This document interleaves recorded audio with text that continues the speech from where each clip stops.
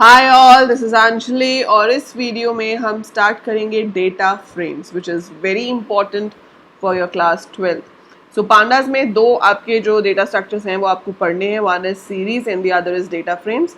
तो सीरीज हम कर चुके हैं और अब जो अगला डेटा स्ट्रक्चर है हमारे पास वो है डेटा फ्रेम्स। ठीक है, अब डेटा फ्रेम क्या होता है? जैसे सीरीज 1 डायमेंशनल है, डेटा फ्रेम 2 डायमेंशनल होता है। इट्स लाइक अ टेबल, और आप इसे मैट्रिक्स भी कह सकते हो, या आपने अगर कभी एक्सेल में काम किया है तो इसे हम स्प्रेडशीट भी कह सकते हैं, जहाँ पे डेटा रोज एंड कॉलम्स की फॉर्म में स्टोर होता है। तो यहाँ पे जो डेटा है वो रोज एंड कॉलम्स के फॉर्मेट में स्टोर होगा, उसे हम डेटा फ्रेम कहेंगे। ठीक है, फॉर एग्जाम्पल अगर मैं यहाँ पर एक न्यू फाइल क्रिएट करती हूँ and Python file dfs whatever name you give, अगर कुछ इस तरह से हो जैसे कि आपके पास है एडमिशन नंबर, फिर है नेम,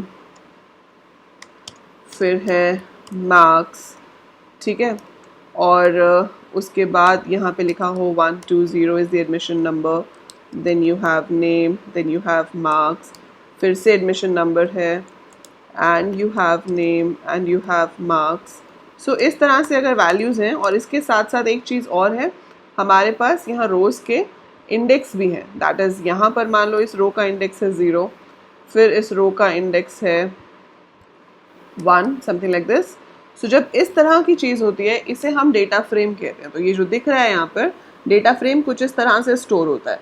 सो कॉलम्स हो गए एडमिशन नंबर, नेम, मार्क्स, तो ये कॉलम्स हैं, और ये जो हॉरिजॉन्टली होती हैं ये रोज हैं। तो 0 is 1 row, 1 is another row, ये आपके कॉलम्स हैं। अब इसमें से अगर मुझे 120 को रेफर करना है तो वो बेसिकली कहाँ पे होगा? 0 रो 0 कॉलम पे, मतलब 0 0 पे। अंकित कहाँ पे होगा? 0 रो 1 कॉलम पे।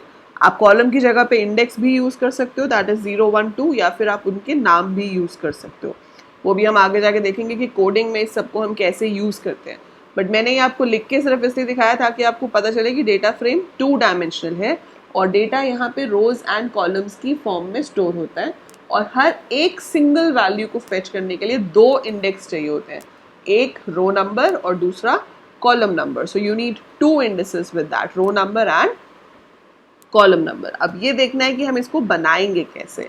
इसको बनाएंगे कैसे, उसके लिए बहुत सारे तरीके हैं डेटा फ्रेम्स को क्रिएट करने के। आप डेटा फ्रेम्स डिक्शनरी से बना सकते हो, डेटा फ्रेम लिस्ट से बना सकते हो, आप डेटा फ्रेम दूसरे डेटा फ्रेम से बना सकते हो, सीरीज से बना सकते हो, नमपाई एरे से बना सकते हो। So we'll be doing one by one all the techniques. तो अभी जो हम टेक्निक इस वीडियो में करेंगे that is how to create a data frame using dictionaries. Okay, so dictionaries आप कर चुके हो 11th में। अगर आपको याद नहीं है तो आज ही मैंने 11th क्लास की वीडियो भी अपलोड की है, that is introduction to dictionary. अगर आपको डिक्शनरी क्या होती है, कैसे बनती है, मैं थोड़ा सा भी डाउट है, सो you can watch that video first, ताकि आपको डिक्शनरी क्लियर हो जाए, और उसके बाद आप ये देख सकते हो कि डिक्शनरी से डेटा फ्रेम कैसे बनेगा। डेटा फ्रेम बनाने के लिए चाहिए pandas. So import pandas as PD कर लेते हैं, वो तो करना ही है। अब इसके बाद आपको क्या करना है, you have to create a dictionary जिसका मुझे आगे जाके डेटा फ्रेम बनाना है।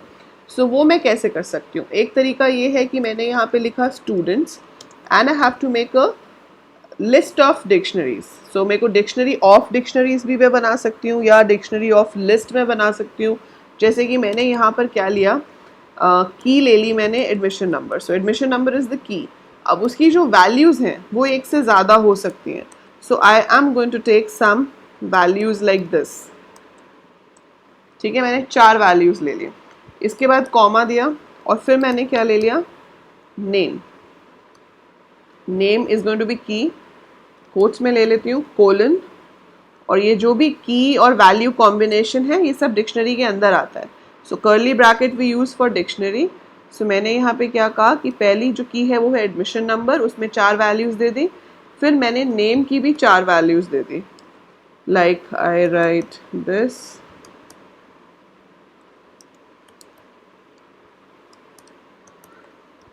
then I write this and I write this. So ये मेरी नेम की लिस्ट हो गई। उसके बाद मुझे क्या चाहिए, मार्क्स। सो मैंने अगली की दी मार्क्स, और फिर मुझे कुछ भी मार्क्स की वैल्यू देनी है। सो मैंने यहाँ पे कुछ भी मार्क्स दे दिए। ठीक है, अब ये डिक्शनरी हमारी कंप्लीट हो गई। सो इस डिक्शनरी में 3 कीज़ हैं, एडमिशन नंबर, जिसमें ये 4 वैल्यूज़ हैं, देन नेम है जिसमें फिर से 4 वैल्यूज़ हैं, मार्क्स जिसमें फिर से 4 वैल्यू हैं. So this is basically dictionary of lists की हर वैल्यू में एक लिस्ट यूज़ हो रही है. अब इसको आपको बनाना है किस फॉर्मेट में, डेटा फ्रेम में. सो आपने यहाँ पे लिखा df2 is equal to pd dot data frame, pd dot data frame, और मैंने अपनी ये डिक्शनरी यहाँ पे पास कर दी. और डेटा फ्रेम को प्रिंट कराना तो सिंपल है, उसमें तो कुछ खास नहीं करना है आपको, आप सिर्फ प्रिंट df2 कर सकते हो. तो जब पूरा का पूरा डेटाबेस प्रिंट करना हो, दैट इज़ पूरा का पूरा डेटा फ्रेम प्रिंट करना हो, then it is quite simple. अब इसको हम रन करते हैं. So run dfs, that's our program. So जब मैं इसको रन करूँगी, so let's see output window में क्या है. सो आउटपुट विंडो मिनिमाइज थी, I just increase the size. So आपके आउटपुट में देखो क्या आया, 0 इंडेक्स पे 120, नेम अजय, मार्क 78. सो ये जो पहली वैल्यू है ये फर्स्ट रो बन जाएगा. Second values from each dictionary will make the second row. Third value from each dictionary item will make your third row. Fourth value from each dictionary item will make your fourth row.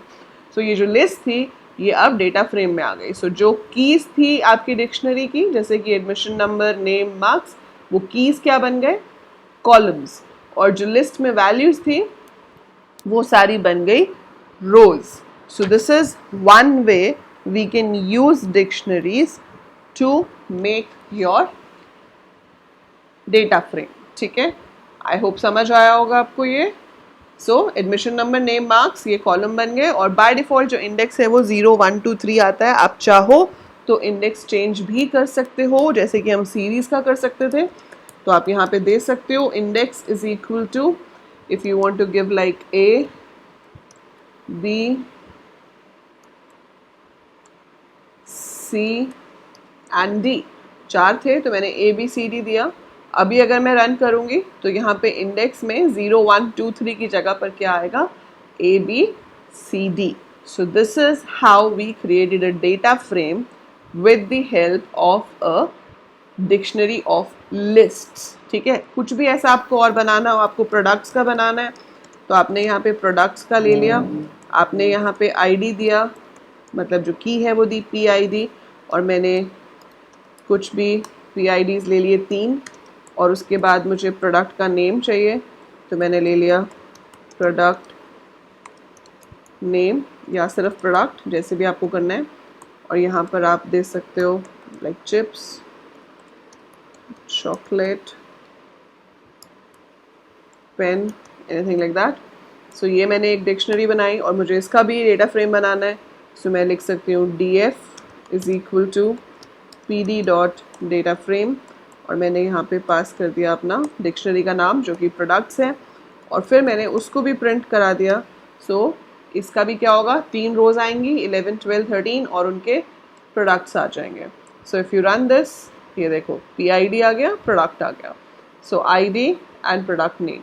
सो कोई भी आप list of dictionaries बनाओ और उसके बाद आप उसको data frame में इस तरह से कन्वर्ट कर सकते हो. सो आई होप आपको इतना समझ आ गया कि इस तरह के डिक्शनरी को डेटा फ्रेम में हम कैसे कन्वर्ट कर सकते हैं. ठीक है, एक और दूसरी तरह से डिक्शनरी ली जा सकती है. दूसरी तरह से डिक्शनरी कैसे ली जा सकती है, जैसे ये जो चीज़ मैंने अभी बनाई है, ठीक है, इसी को आप कैसे बना सकते थे, जैसे अगर आप नाम देना चाहते हो अपने रोज़ को या कॉलम्स को, so you can do that as well.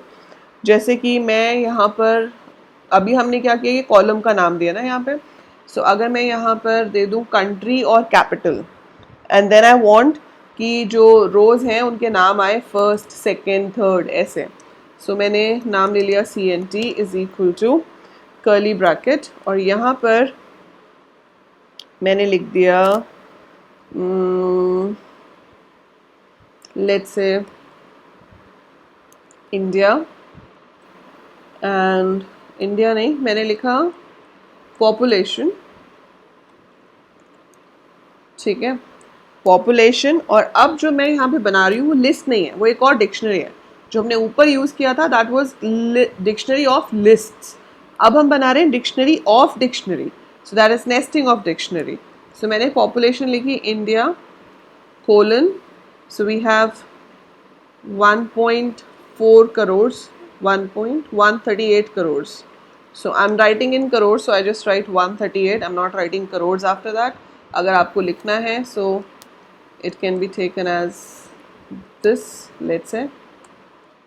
ठीक है, उसके बाद मैंने कॉमा दिया और फिर मैंने यहाँ पे लिखा USA.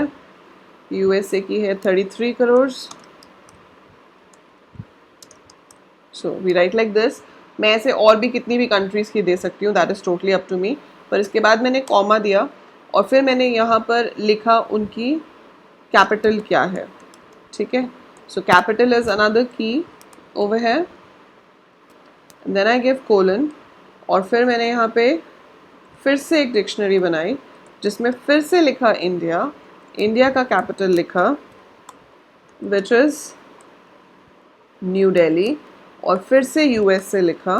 So you have to make sure कि आप सेम की दोगे जो आपने ऊपर दी है. And you write here and then press enter. और यहाँ पर अब आपने लिखा CNTDF is equal to PD dot data frame and किसको बना रहे हैं हम, CNT को. और उसके बाद मैंने प्रिंट कर दिया CNTDF. अब देखो इसमें क्या होगा, पॉपुलेशन आपका एक कॉलम बनेगा, कैपिटल आपका दूसरा कॉलम बनेगा.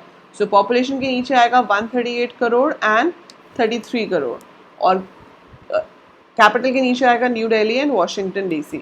लेकिन जो रो के इंडेक्स हैं वो क्या बन जाएंगे, ये India and USA instead of 0 and 1. सो वो यहाँ पर चेंज होगा. सो आप देख रहे हो कॉलम अभी भी वैसे ही बने हैं, population and capital is the same, लेकिन इंडेक्स जो है वो इस डिक्शनरी, जो इनर डिक्शनरी होगी उसकी कीज़ जो हैं वो इंडेक्स बनेंगे रोज़ के. सो आउटर जो कीज़ हैं वो बनेंगी कॉलम्स और जो इनर डिक्शनरी की कीज़ हैं वो बनेंगे आपकी रो की इंडेक्स. एंड उसके लिए ज़रूरी है कि ये सारी सेम होनी चाहिए. यहाँ पे इंडिया है तो यहाँ पे भी इंडिया ही होगा, यहाँ पे USA है तो सेकेंड वाले में भी USA ही होगा. अगर डिफरेंट होगा तो फिर एरर आ जाएगा, आपका डेटा फ्रेम क्रिएट नहीं होगा. So you will get problems in that. So make sure you do it this way. So ये है दूसरा तरीका, दैट इज नेस्टेड डिक्शनरी को यूज़ करके डेटा फ्रेम क्रिएट करने का. सो हमने दो तरीके से डेटा फ्रेम बनाए, एक यूजिंग डिक्शनरी ऑफ लिस्ट और दूसरा यूजिंग डिक्शनरी ऑफ डिक्शनरी. सो फ़र्क सिर्फ इतना पड़ा कि इसमें रो इंडेक्स इनर कीज़ को ले लेता है वो. ठीक है, बाकी वाले में 0 1 बाय डिफ़ॉल्ट आता था और हम चाहें तो चेंज भी कर सकते थे. So that is how a data frame is created. So I hope आपको समझ आ गया कि डेटा फ्रेम क्रिएट कैसे करते हैं. समझ आ गया है तो don't forget to click the like button there. So जाने से पहले लाइक पे ज़रूर क्लिक करना. सो शेयर करना वीडियो को अपने बाकी क्लासमेट्स के साथ. अगर नहीं समझ आया तो इसको एक बार दोबारा से देखो और इसको अपने सिस्टम पे रन करके देखो, आपको ज़्यादा अच्छे से समझ आएगा. फिर भी कोई डाउट है तो feel free to write in the comments below. और समझ आ गया then also give a nice comment below that you understood the concept. That's it for this video. Do subscribe the channel and tell others also to subscribe. It's for free, but it's important for the growth of the channel. So I'm supporting you. You should support your channel. It's not only my channel, it's your channel where you're learning. So support the channel. That's it for this video. By the time I upload more, keep watching, keep learning. Thank you.